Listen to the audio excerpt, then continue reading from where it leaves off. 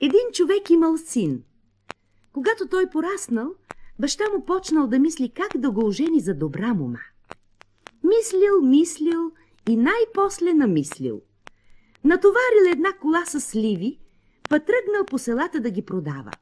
Хайде, сливи за смет! Сливи за смет!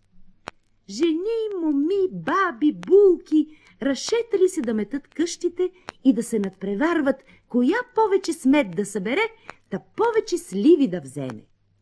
Една носи цял чувал, друга крина, трета пълна пристилка. Носят и се хвалят.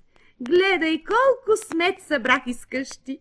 Добре, че дойде такъв глупав сливар да му я дадем. И човекът събирал смет, давал сливи. Всички доволни. И той доволен, не може да се насмее и нарадва. Най-после дошло едно хубаво момиче. То стискало малко смет в една кърпа. Хубава девойко, много малко си събрала.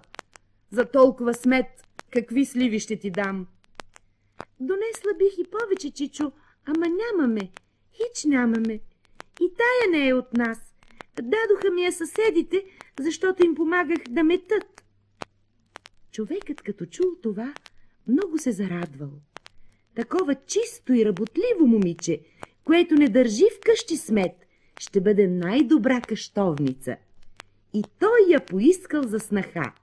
Оженил сина си за нея и много сполучил.